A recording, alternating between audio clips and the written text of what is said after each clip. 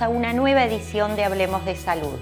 Nuestro equipo de médicos ha preparado este programa basado en las consultas y sugerencias realizadas por ustedes a través de nuestro correo electrónico info@hablemosdesalud.com.uy. En el capítulo de hoy nos informaremos sobre origen y tratamiento de los dolores lumbares, artrosis de cadera y su tratamiento con Apitox, la prevención de enfermedades cardiovasculares, el correcto uso de lentes de contacto, los berrinches en niños pequeños, la importancia de la actividad física, además, cuidados y prevención sobre el pie diabético. En este primer espacio consultamos a Andrés Panasiuk, licenciado en fisioterapia, sobre dolores lumbares, cuál es su origen y cuál es el tratamiento indicado. Adelante, Lía, con el informe. Gracias, Ana María. Acá me encuentro con el licenciado en fisioterapia, Andrés Panasiuk. ¿Cómo estás, Andrés? Bienvenido a nuestro programa. Muchas gracias, gracias por la invitación. No, gracias a ti por venir. Hoy vamos a hablar del dolor lumbar. ¿Qué genera que una persona pueda sufrir de dolor lumbar? El dolor lumbar básicamente tiene varios orígenes, ¿sí? Nosotros podemos tener básicamente una clasificación que es bastante fácil para que la gente entienda, que es un dolor de origen mecánico, que puede ser la repercusión de un esfuerzo, levantar algún elemento de mala forma, estar mucho tiempo en una misma posición. Una caída es un dolor mecánico, ¿no? Que son los dolores más comunes, ¿no? Y después tenemos dolores de origen metabólico, que pueden ser dolores inflamatorios, que pueden relacionarse más a una patología reumatológica. Básicamente esas son las dos clasificaciones que uno puede hacer. Dentro del dolor mecánico, las cosas más comunes, como puede ser una protusión discal, una hernia de disco o simplemente una contractura lumbar, muscular lumbar. Lo otro ya implica un proceso un poco más complejo que implica varios elementos que generan una inflamación específica de un sector de la columna lumbar. ¿Y cuáles son los tratamientos actuales que se utilizan para tratar el dolor lumbar?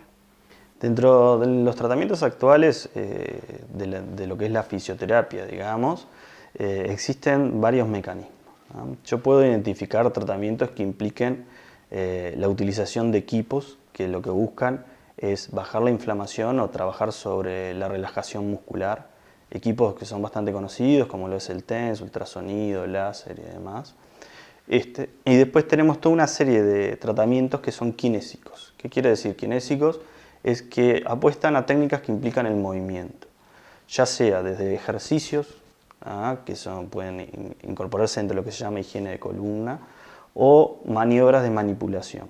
Cuando digo manipulación, son maniobras suaves que lo que se hace básicamente es o estirar un músculo o liberar una articulación que pueda estar generando dolor. Por ejemplo, en el clásico pinzamiento de columna, que básicamente es eso, ¿no? Una mala posición de un segmento vertebral. Entonces se hace una maniobra para liberar el pinzamiento y de esa forma se elimina la cadena de inflamación, dolor, contractura que se está generando en la persona.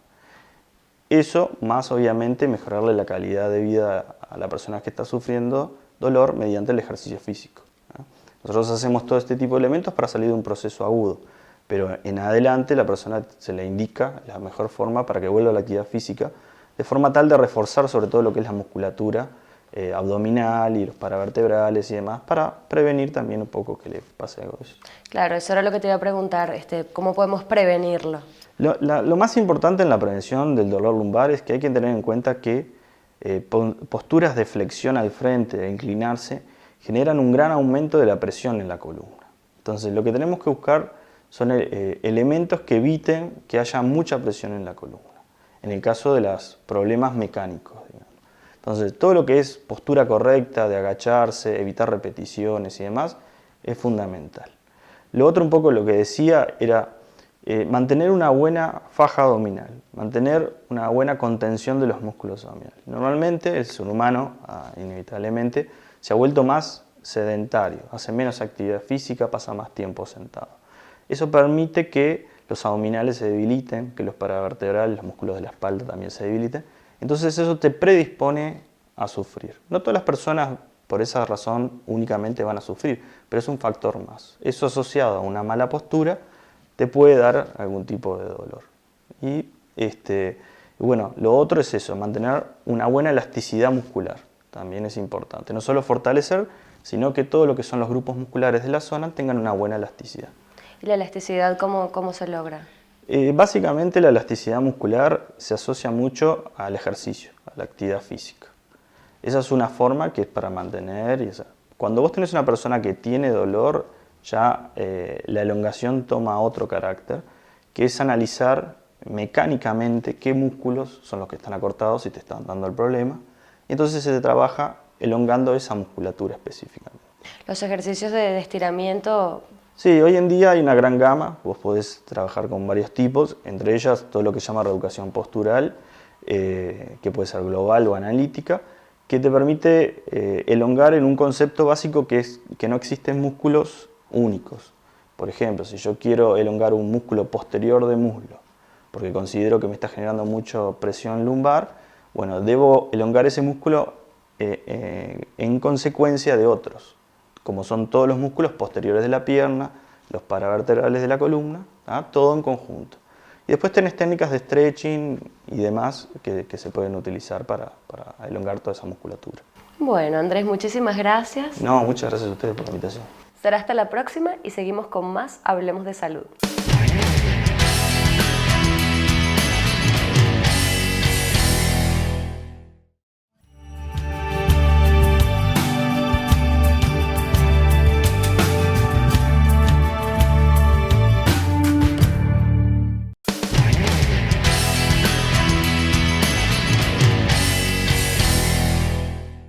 Capacitación en peluquería. Formate en una profesión con salida laboral y convertite en un especialista en estilismo. Cursos para principiantes, perfeccionamiento, cursos intensivos, formación de nuevos talentos. Liber Luna, 2481-1723.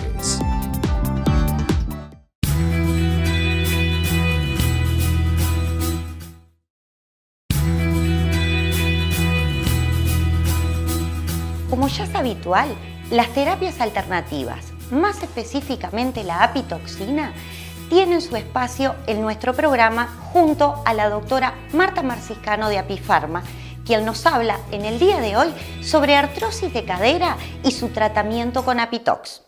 Veamos el informe.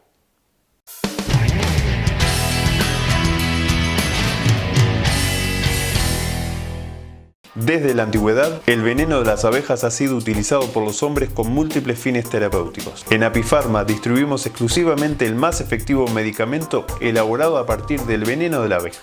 Apitox, Exija Apitox y Nano Crema Apitox con efecto tensor. Con calidad Apifarma para vivir mejor naturalmente.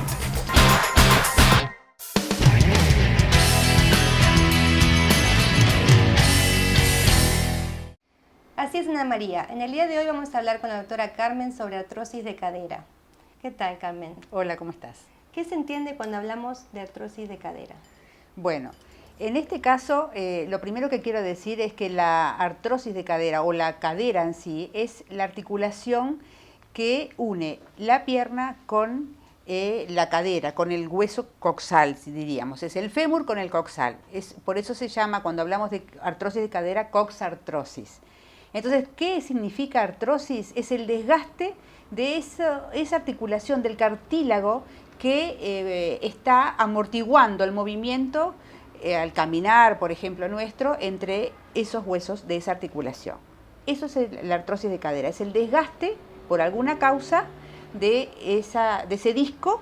Entonces lo que va a llevar como consecuencia es la limitación en principio de esa articulación. No es una patología propia de la gente adulta, hay muchas personas jóvenes que la padecen.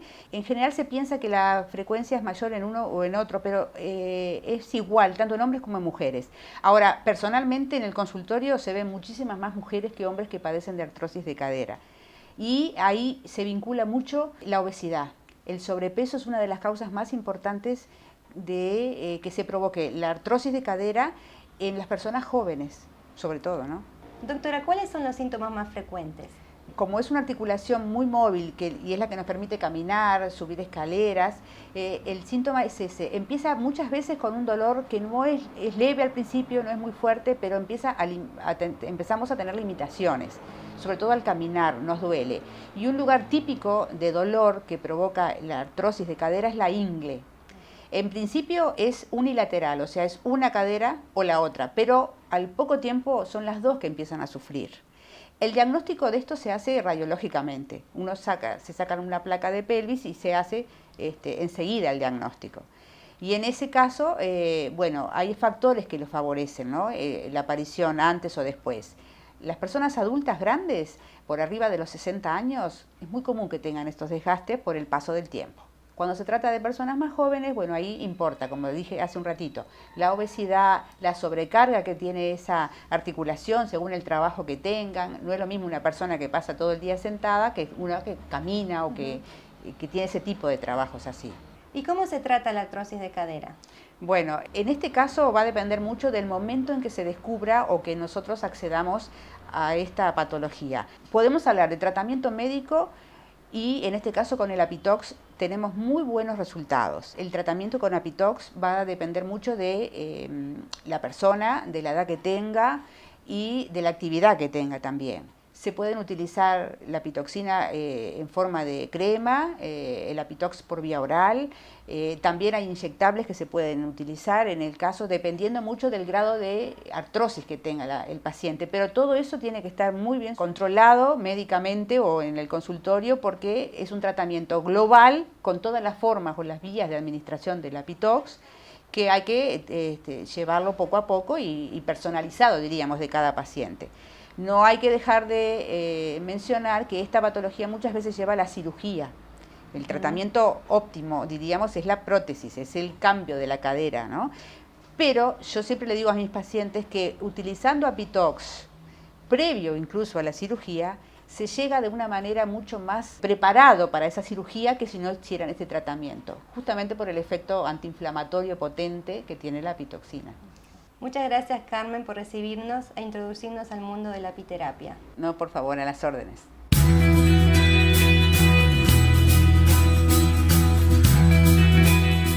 Desde la antigüedad, el veneno de las abejas ha sido utilizado por los hombres con múltiples fines terapéuticos. En Apifarma distribuimos exclusivamente el más efectivo medicamento elaborado a partir del veneno de la abeja.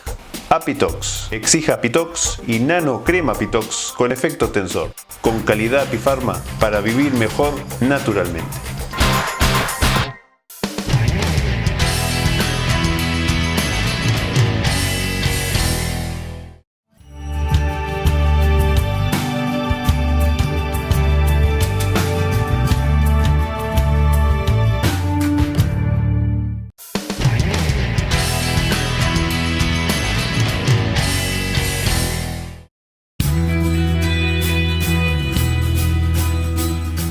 La doctora Jorgelina Díez, médico especialista en cardiología de la mutualista Cudam, nos habla sobre prevención de enfermedades vasculares y cuál es realmente la importancia de este tema.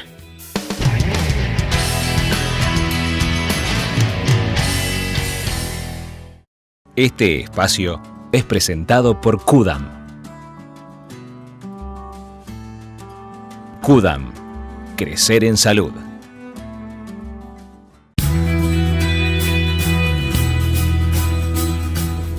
La importancia de este tema radica en que se sabe que la primera causa de muerte en la mayoría de los países industrializados son las enfermedades cardiovasculares y dentro de ellas las enfermedades coronarias. Y como se sabe cuáles son los factores de riesgo que llevan a esas enfermedades, es importante la prevención de esos factores. Para mejorar eso hay que hacer medidas tendientes a mejorar el estilo de vida. ¿Cómo mejoramos ese estilo de vida? Haciendo actividad física, teniendo pautas alimenticias saludables y dejando el tabaquismo. Los factores de riesgo mayores, el tabaquismo, bajar la presión, tener niveles de colesterol adecuados, mejorar la diabetes, la obesidad, trabajar contra el sedentarismo. Tenemos que hacer actividad física y están pautadas de acuerdo a las edades. Y la pauta saludable desde que nace. Los niños ahora no se les da azúcares desde niños y no se les da harina, o sea que tienen ya actividad física estimulativa desde niños y en el colegio siguen, y además las pautas saludables. Todo eso mejora los factores de riesgo y mejora la predisposición a tener enfermedades cardiovasculares. Con una sola actividad mejoramos todos esos factores de riesgo que nombramos. O sea, hace que los fumadores reduzcan su número de cigarrillos, baja los niveles de presión, pues el entrenamiento baja la presión y baja la frecuencia de acuerdo a las cargas, mejora los niveles de glicemia, mejora los síndromes de resistencia a la insulina, trabajamos contra la obesidad y el sedentarismo. Entonces, en una sola actividad podemos mejorar la mayoría de los factores mayores de riesgo de enfermedades cardiovasculares. La conclusión es que se hagan un chequeo médico, que sepan si tienen factores de riesgo importantes, que tomen un programa de actividad física, tratarse todos los factores de riesgo que uno tenga. Y en cuanto a la actividad física, hay algo que tenemos que destacar, que la actividad física nos va a proteger mientras la hacemos. Si nos volvemos sedentarios o dejamos de ser activos, ya no nos va a proteger más. Este espacio fue presentado por Kudam. Kudam. Crecer en salud.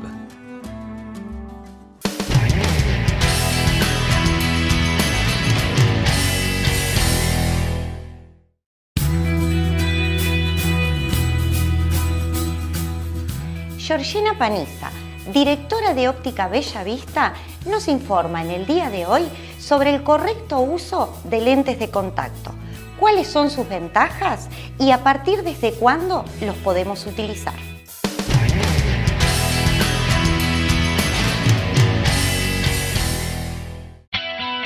Óptica Bella Vista. Le brinda asesoramiento profesional con una gran variedad en anteojos de sol, lentes de receta y lentes de contacto. Atención personalizada, calidad y respaldo técnico permanente. Aceptamos todos los créditos y órdenes de BPS. Los esperamos en Agraciada 3028, Óptica Bella Vista. Por consultas al 22180.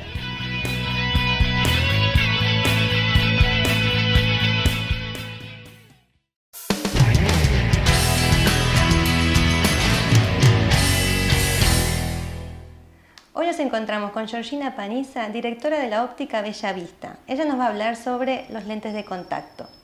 ¿Qué tal, Georgina? Hola, ¿cómo bienvenida estás? al Muchas programa. gracias, muchas gracias. Contanos acerca cuántos tipos de lentes de contacto existen.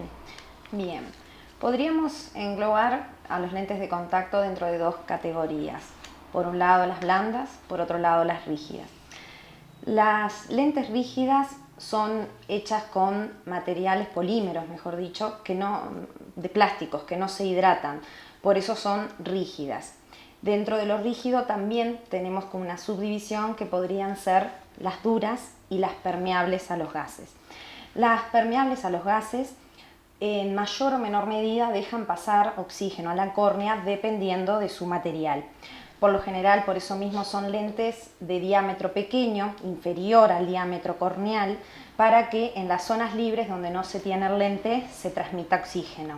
Estas lentes rígidas son muy buenas para corregir astigmatismos corneales, ya que no copian la forma de la córnea, sino es el lente el que moldea la córnea. Esto mismo, por un lado, es bueno, pero por otro lado es uno de sus problemas. Al ser lentes pequeñas, se pueden llegar a mover un poco con los parpadeos y eso hace dar una sensación de objeto extraño dentro del ojo y por ende genera una molestia, pero la mayoría de los casos esas molestias van cediendo con el tiempo, aunque puede haber pacientes que no llegan a adaptarse nunca a las lentes rígidas. Por otro lado, tenemos el grupo de las blandas. Estas lentes son de hidrogel, por eso es que se hidratan y al hidratarse y ser blandas nos genera una mayor comodidad que con respecto a las rígidas.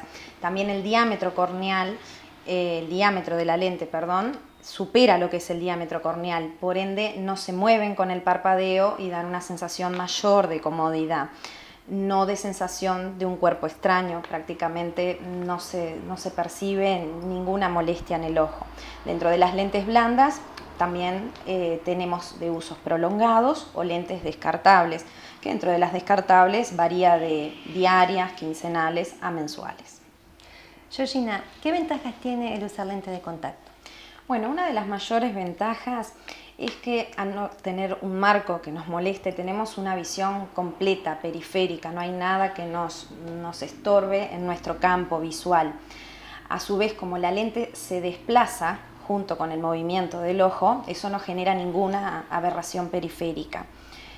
No tenemos cambios en el lente con cambios de temperatura, por ejemplo, que es común cuando uno está en contacto con vapor y tenemos unas lentes convencionales que se empañan los cristales. Esto ya con las lentes de contacto no ocurre.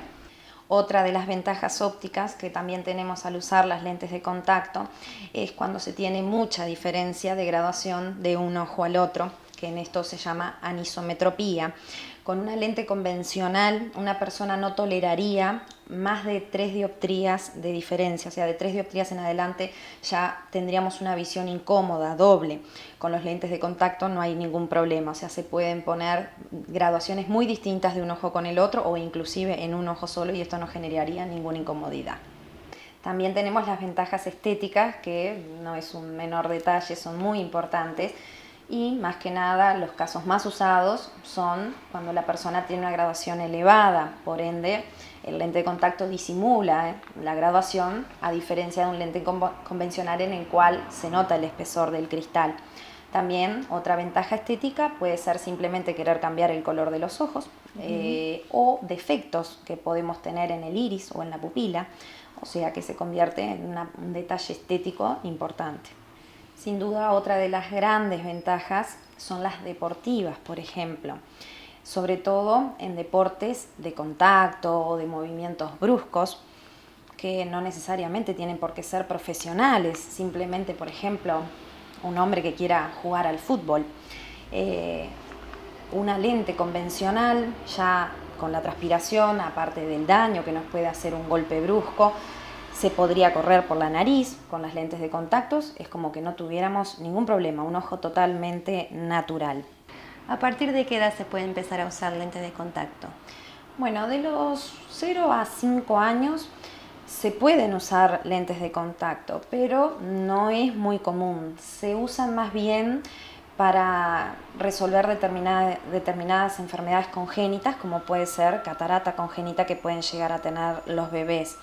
Ni que hablar que si se usa lente de contacto en ese periodo, son los padres los que van a manipular su uso.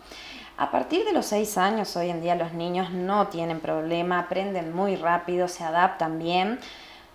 Igual, sin duda, depende de la madurez y la motivación que reciba el niño. Difícil de que ellos mismos se los puedan poner. Exacto, o sea, hay que explicarles, enseñarles y bueno, ir viendo, analizando. A veces las primeras veces los ayudan los papás, igual siempre es bueno, hasta que se sepa que el niño está 100% familiarizado con la colocación y extracción del lente, la supervisión de los padres. Perfecto.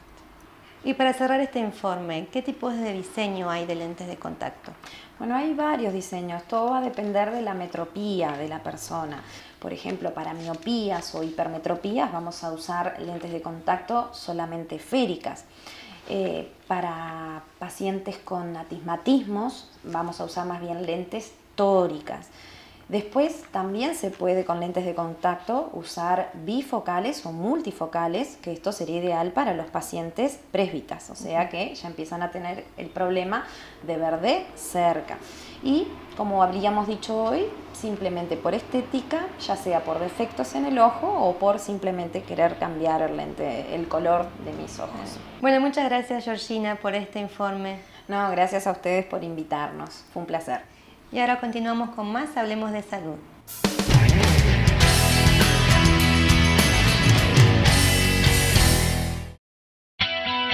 Óptica Bella Vista. Le brinda asesoramiento profesional con una gran variedad en anteojos de sol, lentes de receta y lentes de contacto. Atención personalizada, calidad y respaldo técnico permanente. Aceptamos todos los créditos y órdenes de BPS. Los esperamos en Agraciada 3028, Óptica Bella Vista. Por consultas al 22180.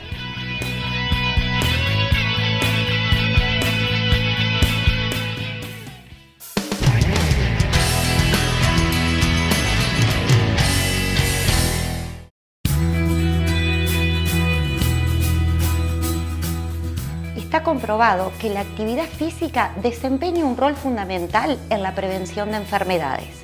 Por esa razón, Judith Rodríguez, coach y profesora de fitness, nos informa sobre el tema.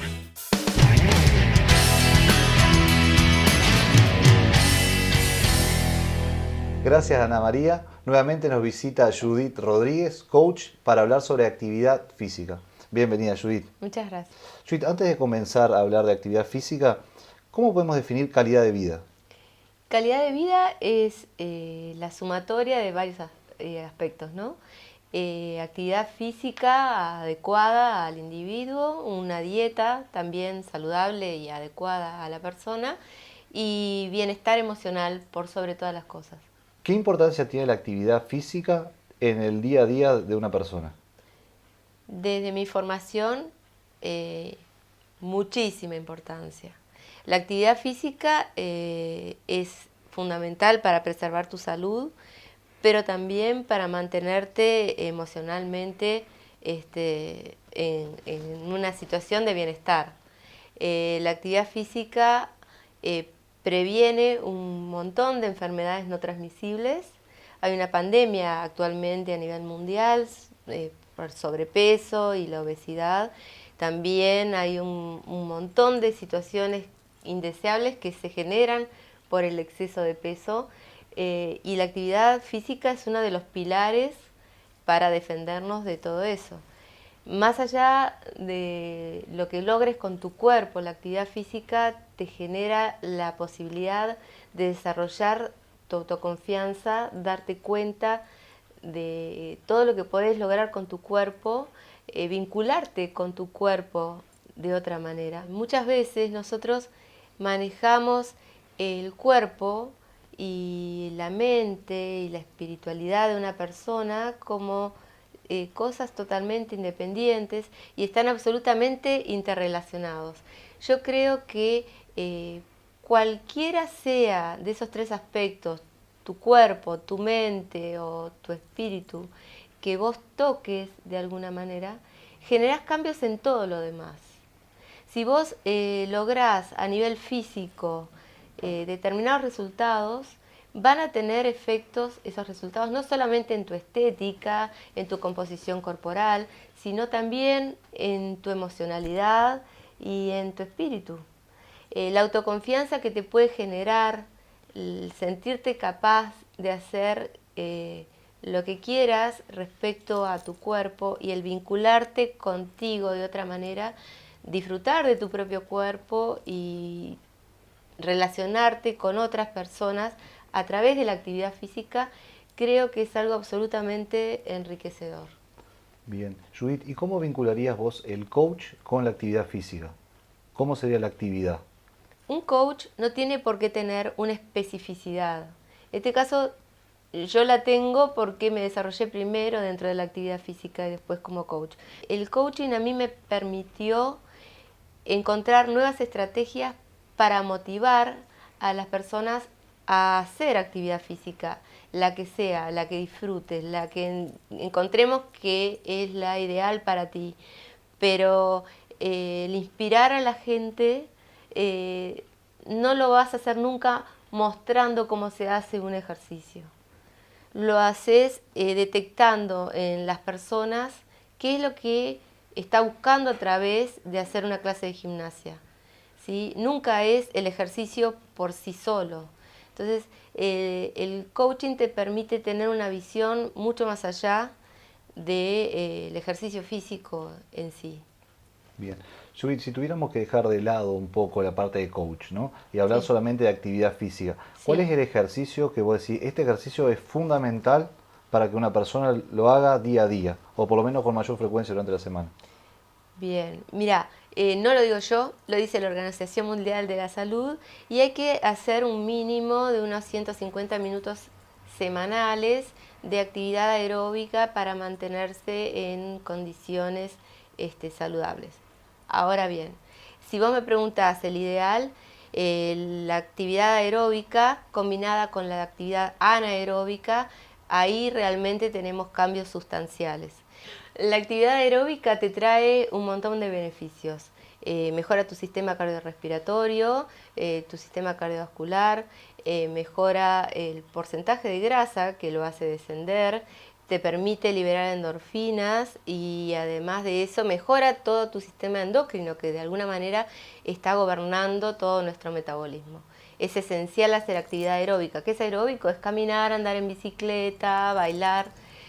Y por otro lado tenemos que hacer actividad anaeróbica. Anaeróbica es aquella que requiere menos consumo de oxígeno, por ejemplo, lo que es una clase de gimnasia localizada o un trabajo en una sala de musculación con algo de peso. Yo siempre doy este ejemplo. Es como cuando llevas el auto al taller. Si vos querés arreglarle el motor, hace aeróbico. Si querés arreglar el chasis, hace anaeróbico. Y en realidad todos necesitamos mejorar las dos cosas.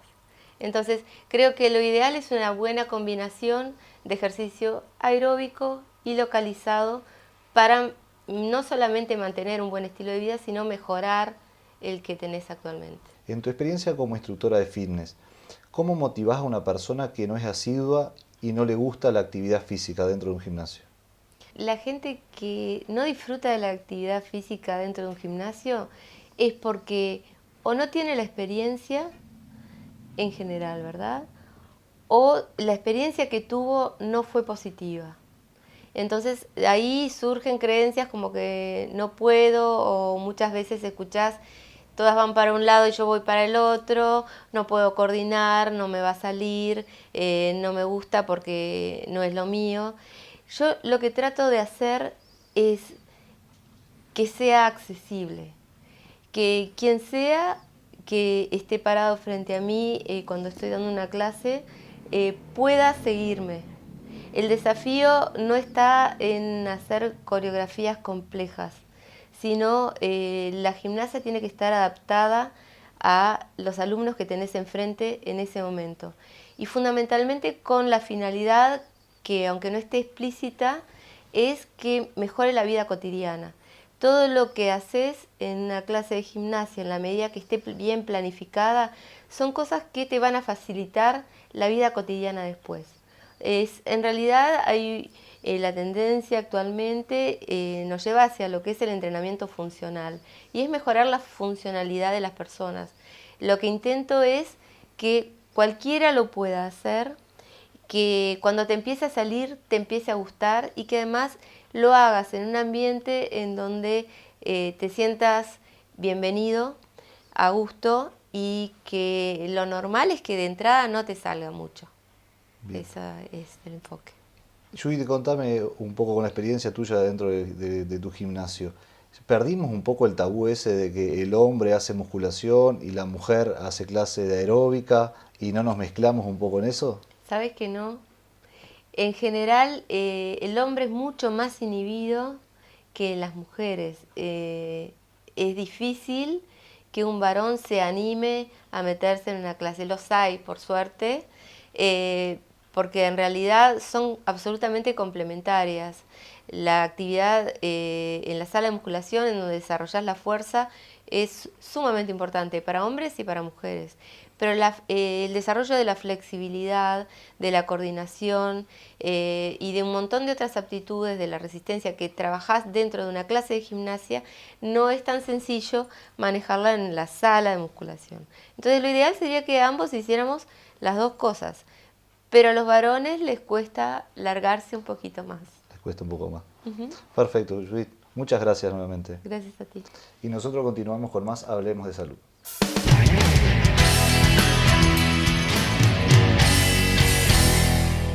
San Jorge, empresa líder en prestación de servicios de limpieza y mantenimiento integral de instalaciones. Brindamos un servicio personalizado con contacto directo con nuestros clientes, ofreciendo servicios de alta calidad realizado por profesionales bien formados, ofreciendo eficacia, seriedad y profesionalidad. Presupuesto sin cargo.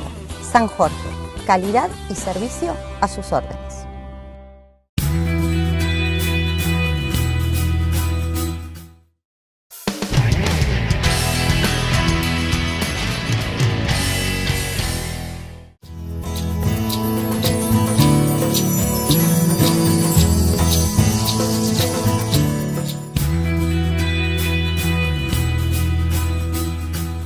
En este segmento, Verónica Coimil, licenciada en Psicología, nos habla sobre los berrinches de los niños pequeños y cómo debemos actuar los padres cuando el niño no acepta los límites.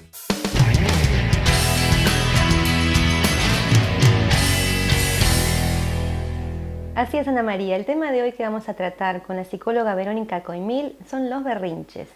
¿Cómo estás, Verónica? ¿Qué tal? Muy bien. Bienvenida al programa. Muchas gracias. Contanos un poco qué son los berrinches y si se dan en los niños pequeños. Sí, justamente, primero, entender que los berrinches es en edades muy tempranas, entre el 1 año y medio y los 3 años, y es algo totalmente normal y esperable que suceda. Hacia los 4 años, más o menos, ya deberían dejar de darse, ¿no? O darse con menor frecuencia. Verónica, ¿por qué se presentan los berrinches y cómo se originan? Bueno, en el desarrollo normal de los niños tan pequeños, ellos necesitan de la exploración como herramienta para acceder al conocimiento. De manera que por medio de esta exploración los niños aprenden haciendo, intentando cosas nuevas, imitando. Y cada vez se van planteando desafíos mayores al ver que pueden con los obstáculos que se les van presentando. Pero hay momentos en los cuales se les presentan dificultades que ellos no pueden vencer de alguna manera y no pueden hacer determinadas cosas. No pueden, hasta desde lo físico, por ejemplo, subirse a determinado lugar, o pueden subir y después no pueden bajar. O sea, son cosas tan básicas, ¿no? como esas, pero que a ellos les genera enojo y frustración, o no poder hacer funcionar un juguete, por ejemplo. Entonces, de esta manera, lo que ocurre es que ante esa frustración se produce el berrinche. O también ante la negativa de un adulto, mamá, papá, maestros, que al decirles un no frente a algo que ellos desean, también puede vehiculizarse este enojo por medio del berrinche. Los niños tan pequeños carecen de amplitud en el vocabulario, o sea, no tienen la capacidad de expresarse verbalmente en forma adecuada como para expresar lo que sienten, lo que están sintiendo en ese momento. Entonces, recurren a la acción. Es totalmente normal que esto ocurra de esa forma. Y también a veces pueden darse los berrinches como respuesta a una situación de cambio en el hogar, como por ejemplo que por algún motivo se le preste mayor atención a un integrante de la familia, puede ser un hermano. ¿Y qué hacemos nosotros entonces los padres en el momento que surgen esos berrinches? Es tarea difícil porque desde acá nosotros podemos orientar, ¿no? De alguna manera, pero sabemos que no es algo sencillo mantenerse calmo, que es lo primero que habría que hacer cuando un niño está teniendo una pataleta, un berrinche, y bueno, no es lo más fácil, pero es lo que debemos hacer, es lo más saludable. Mantenernos tranquilos para tranquilizarlo a él, darle un tiempo, estar a su lado, aunque no hablemos, estar cerca de él y intentar calmarlo y calmarnos. Si nosotros no logramos calmarnos, preferible que nos vayamos del lugar, preferible que lo dejemos en la habitación en donde está, siempre y cuando esté seguro. Si es un niño muy, muy pequeño, va a ser muy difícil en ese momento explicarle lo que sucedió, ¿no? Pero en ese caso, con un abrazo a veces alcanza, ¿no? Como que ya pasó el berrinche. Y el niño entender que él no es un berrinche, o sea, que no es un niño caprichoso, no decirle, sos un caprichoso. O sea, el niño está teniendo un berrinche. De cómo nosotros manejemos eso como adultos va a depender que esa conducta se repita o no. Si nosotros cedemos ante lo que él nos está pidiendo para que termine con ese berrinche, lo más probable es que él siga haciéndolo, porque le estamos enseñando eso, aunque no lo hagamos en forma voluntaria, ¿no? Cuando son niños un poquito más grandes, ¿no? Más cerca de los 3-4 años, ya es más fácil tal vez explicarles después que pasó el episodio, cómo es que hay que comportarse. O sea, que esa no es la manera, ¿no?, de obtener lo que yo deseo. Pero para que esto suceda, tiene que ya haberse calmado y ya haber transcurrido el episodio. Verónica, estas rabietas cuando aparecen y estamos en público con ellos, ¿qué hacemos? Sí, ahí es un poco tal vez más complicado mantener la calma, porque a todo padre o madre le resulta de alguna manera incómodo, ¿no?, vergonzoso estar en público y tu hijo teniendo una rabieta de este tipo. O sea, te sentís de alguna forma interpelado como padre, ¿no? Te podés sentir de esa manera. Pero lo más saludable, complicado, lo sabemos, pero lo más saludable también es intentar esperar que pase, ¿no?, estar al lado del niño, esperar que pase. Si está generando un disturbio, o sea, en el ambiente, pedir disculpas, intentar irnos hacia otro lugar, pero nunca salir con el niño, ¿no?, acarreándolo en el medio del berrinche. Siempre hay que esperar que pase, porque esto es normal y pasa, ¿no? No olvidarnos en ese momento, que es cuando más complicado es, no olvidarnos que esto es esperable. Es normal y es la manera que tienen, ¿no?, de desafiar de alguna forma los límites que nosotros les estamos marcando. Estas situaciones de berrinche no se pueden evitar. Y en menor o mayor medida van a ocurrir, sí. Es parte del desarrollo, del crecimiento y del aprendizaje, sí. Lo que podemos realizar es un intento de minimizar, ¿no?, de que estos episodios no ocurran muy a menudo, de que no sean muy intensos. Lo que es muy conveniente es a nuestros hijos tratar de inculcarles que expresen lo que les pasa. Cuando son muy chicos, dijimos, no es tan fácil. Bueno, cuando van adquiriendo un poco de vocabulario, estás triste, estás enojado, o sea, intentar alentarlos a que se expresen, ¿no? ¿Cómo te estás sintiendo? En cualquier situación cotidiana, ¿no? No en el berrinche, evidentemente. Pero digo, de alguna forma así estamos previniendo y estamos educando para que puedan decir lo que están sintiendo, ¿no? Entonces, de esa forma nosotros cortamos un ciclo, ¿no?, o intentamos cortarlo rápidamente, esperando que se pase. Y él o ella se dan cuenta de que la manera de obtener las cosas no es esa, ¿no? Es diciendo lo que necesito, diciendo lo que deseo, ¿no?, intentando estar tranquilos. O sea, y después podríamos pensar como señales de alerta, o sea, si en los niños pequeños se dan muchos berrinches en forma muy continuada, o si son muy intensos, ahí son como señales de alerta, ¿no? O sea, decíamos que es algo normal y esperable, pero si son muy repetidos, muy intensos, si por ejemplo se agreden a otro o a ellos cuando están en un berrinche, ¿no?, o en el caso de que luego de cumplir los 4 años, los berrinches en vez de disminuir en su cantidad e intensidad, aumenten. Entonces, todas estas situaciones son como para prestar atención, ¿no? Pero por lo demás, mucha paciencia. Bueno, muchas gracias, Verónica. A ti. Y nosotros continuamos con más, Hablemos de Salud.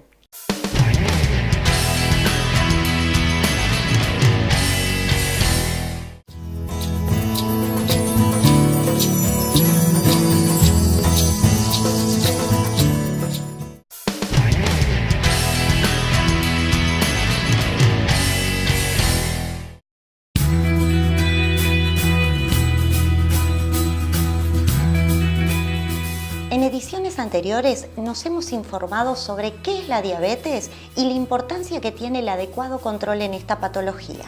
En el día de hoy recibimos en estudios a la doctora Laura Copes, diabetóloga, quien nos informa cómo los diabéticos deben cuidar sus pies para así evitar la tan temida amputación, ya que las infecciones en los mismos es una de las principales causas y más frecuentes en los diabéticos. Bienvenida, doctora. Hola, Ana María, ¿cómo estás? Gracias por invitarme. Bueno, gracias a ti por estar presente en nuestro programa. Doctora, ¿por qué el diabético es más susceptible a tener problemas con sus pies? Bueno, hay varias causas. Una es que el mal control de la diabetes, cuando tienen el nivel de azúcar o glucemias altas, es como una intoxicación que va lesionando las raíces nerviosas a nivel de los miembros inferiores.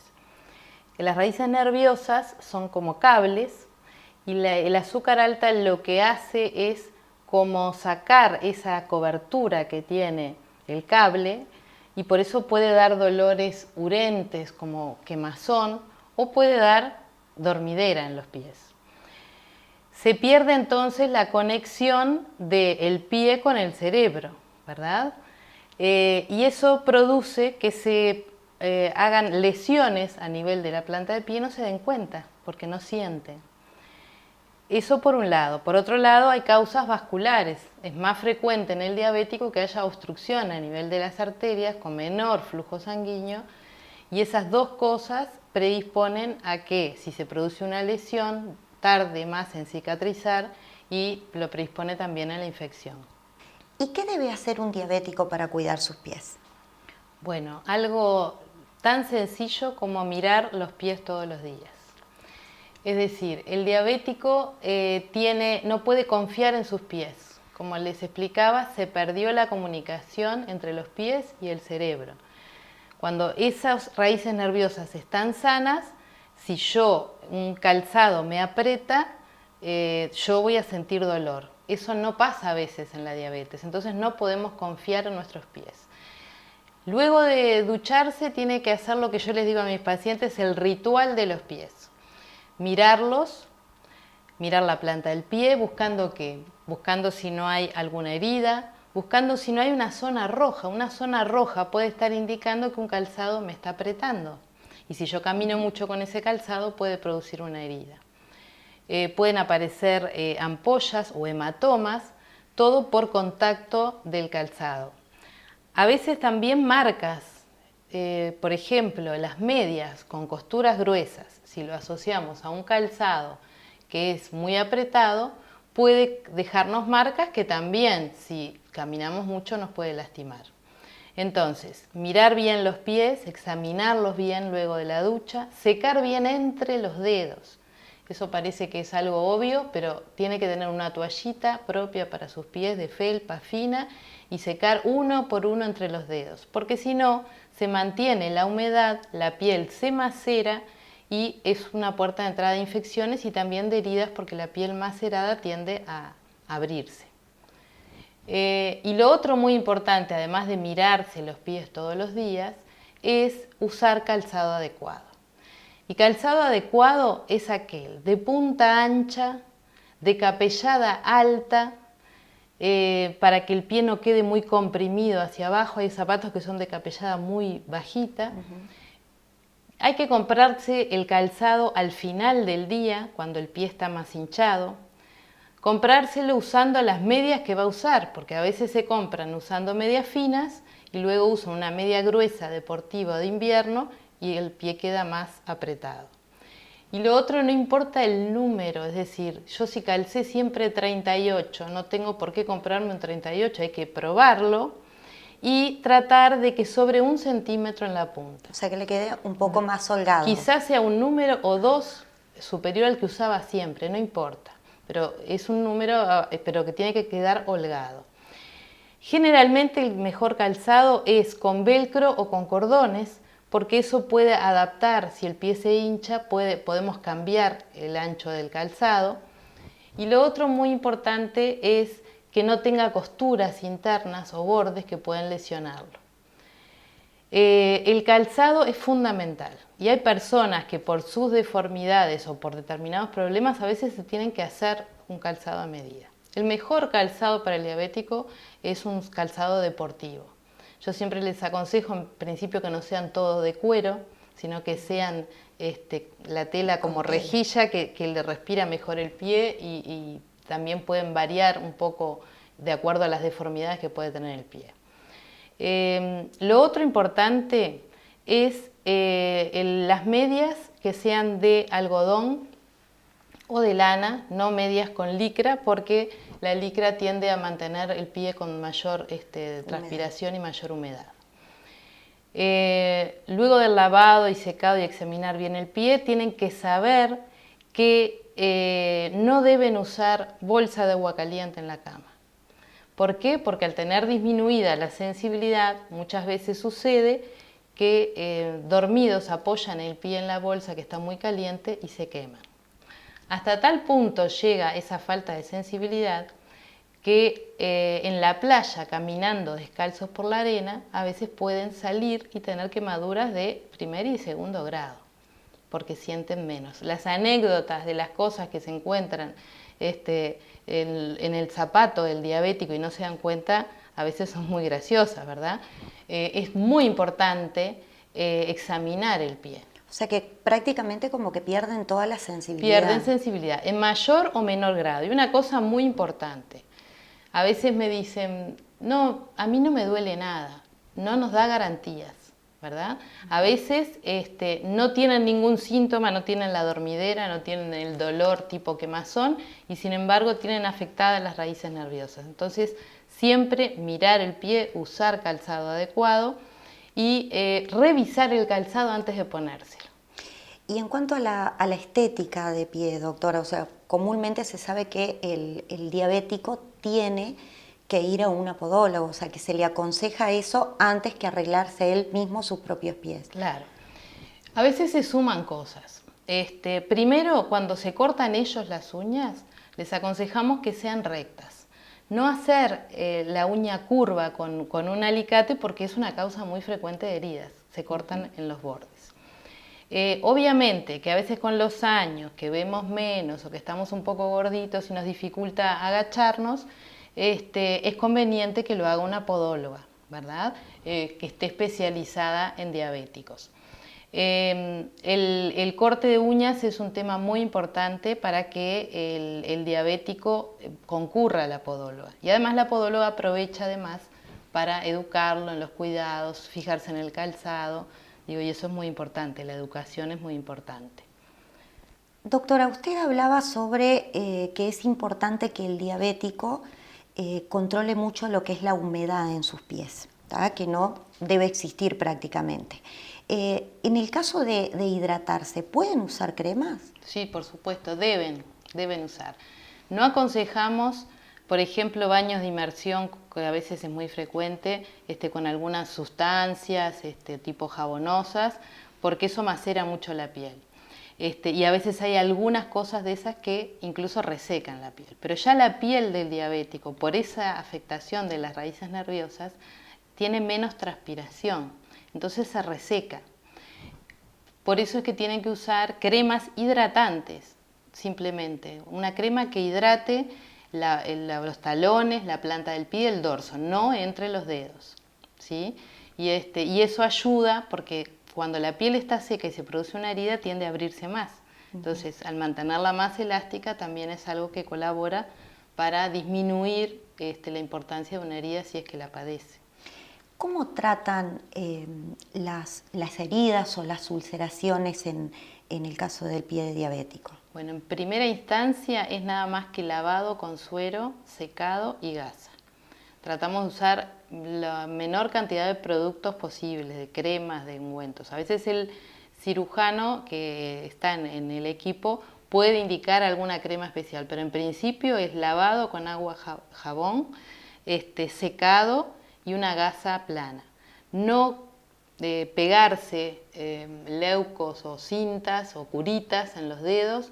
Siempre cuando se hace una curación hay un tipo de red que se coloca, o si no una venda, y sobre la venda se pone la cinta adhesiva, pero no sobre la piel.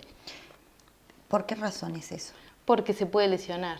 A veces hacen alergia o además se va lesionando la piel, y la piel la tratamos de cuidar porque nuestra piel es la barrera que nos defiende contra las infecciones. Por eso tratamos de que no haya heridas, ¿verdad? Doctora, de acuerdo a todo lo que nos ha informado anteriormente, usted deja entrever que toda esta complicación del pie diabético se puede prevenir. ¿Es así? Exactamente, eso es lo que estamos luchando desde hace muchos años, sobre todo en educación. el diabético que tiene educación en su enfermedad, en este caso en el pie diabético y en los cuidados, logramos sí la prevención.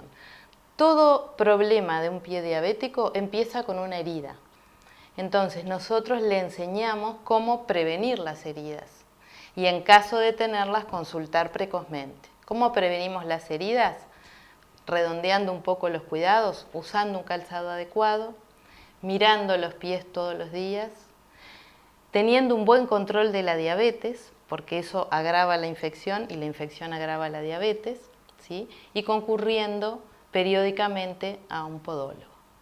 Perfecto, muchas gracias, doctora, y la esperamos la semana próxima. Cómo no, un gusto.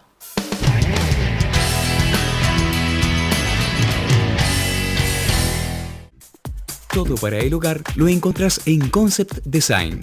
La mejor calidad del mercado, los trabajos personalizados, los diseños originales y exclusivos y nuestra fábrica son nuestra principal característica. Trabajamos a medida, ofreciendo garantías en cada uno de nuestros productos. Para nosotros, cada cliente es único. Vení a conocernos. Soñalo, que Concept Design te lo hace realidad.